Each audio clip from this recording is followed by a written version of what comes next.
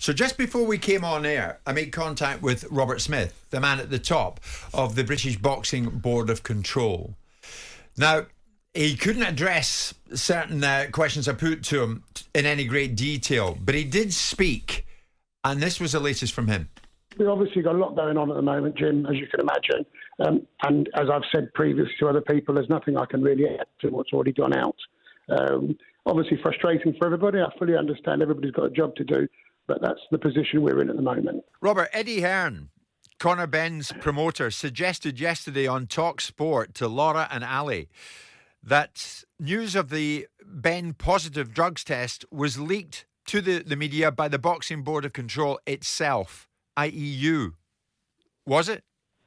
All I can say, I've heard the comments. I don't agree with them, but I've heard the comments, and I really have nothing further to add at the present time. But I'm sure in the fullness of time, information will be put out at a later date. Can a boxer who no longer holds a licence be subject to a ban? Well, that's something for the lawyers to deal with. Obviously, that's an argument we have. We disagree, but we'll take it from there, Jim. I really, as I say, unfortunately, I cannot add any more. We'll be as open as we possibly can. We'll be open as we can when we're in a position to do so. Conor Benn's people issued a statement last night. Conor's focused at this time, Simon, solely on clearing his name.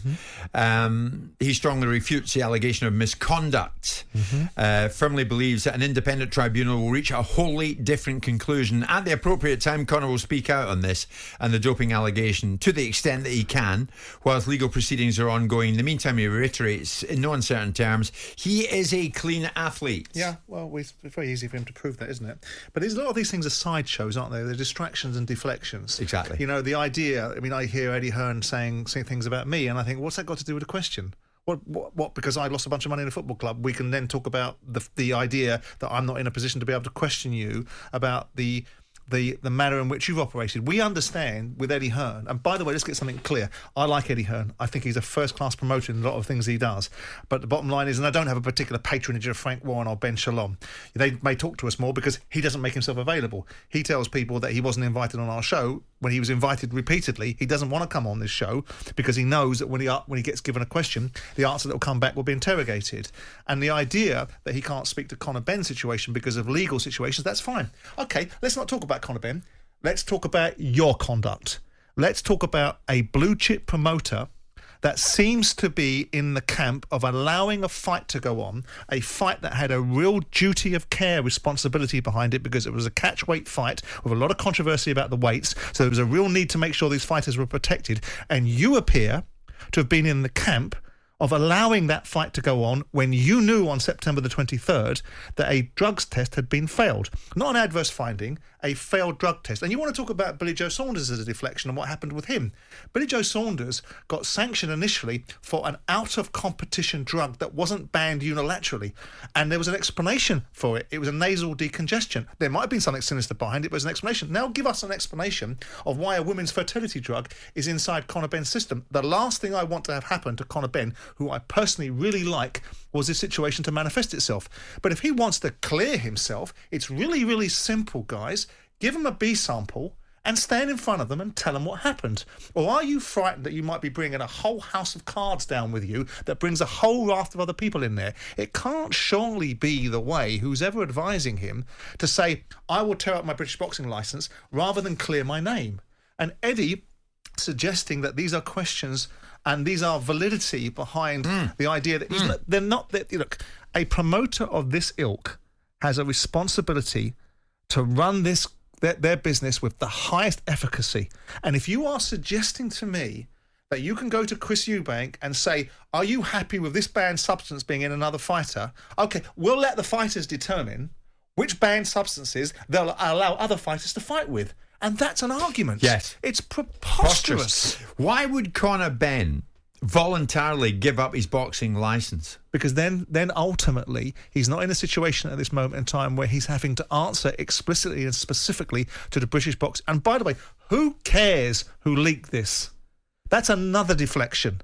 The fact of the matter, it landed in the public domain, and the reasons why the fight was stopped, because if it was going to be stopped and Eddie and his little gang were going to stop it, then they should have stopped selling tickets and commercial sponsorship during the period of the 23rd of September to the 5th of October. There was no intention to stop this fight. The only reason it stopped is because it landed in the public domain, and quite frankly, who cares? And here's another thing that needs to be debunked that I heard yesterday. The idea that Conor Benn voluntarily signed up to the VADA testing. Conor Benn was excluded from the top 15 of the WBC last year because he refused to sign up to it. He wanted to be in the top 15 of WBC. It's mandatory to sign up to VADA. So by being in the top 15 of WBC, he has to sign up to VADA. So it wasn't this one, well, he wouldn't do this stuff because he voluntarily knew that he was going to be tested randomly. But to be in the top 15 of the WBC, you have to sign up to VADA. And Eddie and his cohorts that aren't answering questions and that are hiding behind, it's legalese. Okay, we'll leave Conor out of it. Let's talk about you and what you did and how you were behind some of the things that were going on. And then we can clear up your behaviour, because you are supposed to hold this sport in the highest moral condition that it can be in. And then to go off about Chris Eubank Sr. and to try and find a way to say, well, discredit what he's saying. This is fundamentally wrong, and it's deflection. And then you get into other territories about who was successful in one business, who wasn't successful in another. Boxing, surely to God, at the top end of the pyramid needs to be better than this, doesn't it? We need things to come out of this specifically, Simon. We need detail. I mean, who's ever advising Conor, I don't understand. I think they're scrambling a way to get him out of the focus. Whether he's going to go to Australia, where his dad is, and try and get licensed over there. Whether he's going to try and go somewhere else. I don't know what it is, but what he doesn't appear to be doing is addressing the fundamental issue. And give him a B sample. And the go and explain. Upheld allegations of misconduct on Conor Benn's part. And what does that mean? I have no idea. They're trying to deflect, and I've been very critical of the British Boxing Board of Control, and I really don't care whether Robert Smith leaked that situation or not. I think that's the utter irrelevance. It's a deflection. That doesn't alter the fact there was a failed drugs test and no one's done anything to disprove it, and no one was trying to stop the fight. In his statement, Conor strongly refutes the allegation of misconduct, which, for the avoidance of doubt, is not in relation to the VADA drugs test. So what's it in relation to? So what is that allegation of misconduct then? And this unfair bias? Why in God's name would a British Boxing Board of Control, which in my opinion are like, it's a contradiction in terms, but I'll say it, neutered eunuchs, right? Why would they suddenly get a set of balls and take it out on Conor? It's because he failed a drug test. Please, for the love of God, give this kid an opportunity to clear his name if there's an opportunity to do it. But it's not helping with all this subterfuge, misdirection and failure to answer questions and then blaming everybody else.